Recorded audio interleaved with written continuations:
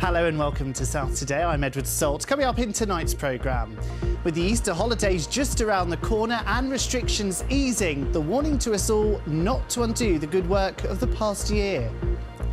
Also, the A&E department finally seeing fewer COVID patients. It's actually quite nice not to just be seeing COVID, and it's nice to be seeing patients who are going home again rather than all being admitted. Meanwhile, at the Royal Bournemouth Hospital, staff say they're seeing an increase in patients with injuries and illnesses other than COVID, due in part to the easing of restrictions. It comes after an intense few months for the hospital's A&E department. Our health correspondent Alistair Fees joined them as they look ahead with cautious optimism. I feel such a fool tripping over the pavement. Stupid thing to do. After months of being careful and staying home, Anne has broken her arm, just as lockdown is easing. And just on the day when I was going to meet up with friends in their garden and we were going to have a nice bacon sandwich, and I've missed it all. Keen golfer David was playing his first round in months on Monday, but has broken his foot while preparing his camper van for a trip away. I tried to reach a bit that I perhaps should have got down and moved my ladder for.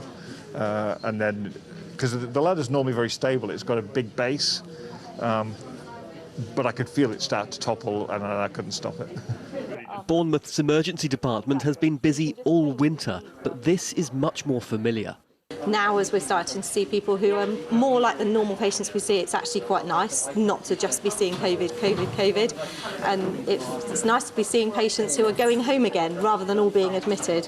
We can do some treatment and then they can be discharged and they can look forward to enjoying their future. I feel a bit better now. It's taken a long time, but getting much better. COVID care continues.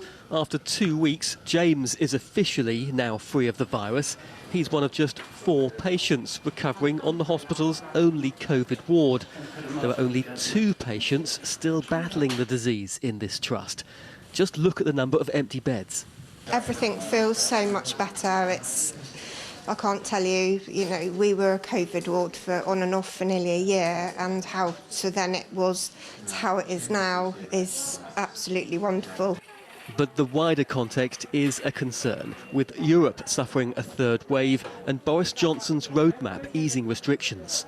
Staff are worried that if we have a third wave, how will we manage? Not operationally, because we've got good plans in place now, but many of our staff are very tired and exhausted and they really need that little bit of a break.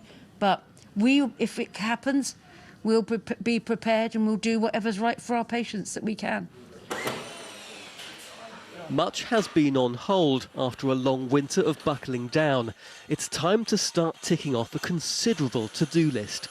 It'll be busy with all the elective work and all the catch-up work. And it'll be busy with, there's always trauma, tragically, there's always accidents, and people will always need care, and we need patients to come forward. So that's what we're focusing on, whilst at the same time, a bit of planning for the worst and hoping for the best.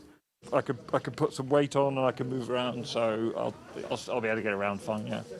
Back in the emergency department, David is being fitted for a boot while he waits to attend a fracture clinic.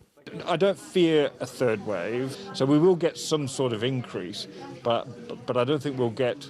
I think we've passed that stage with the vaccination now. That's my feeling, that's my understanding. Anne's arm needs surgery. That means a trip to specialists in Poole. We were really looking forward to getting out and doing a bit of socialising, but never mind. I can hold a gin glass in this hand. Planned care is a greater challenge. Around 45,000 are waiting, 5,000 of them more than 12 months, a number previously unheard of. It's too soon to say when they will have caught up. Thank you for all your care today. It's been great. Just as we're all being urged to take extra care in the weeks ahead, our hospitals may be optimistic, but there's caution here too. Alistair Fee, BBC South Today.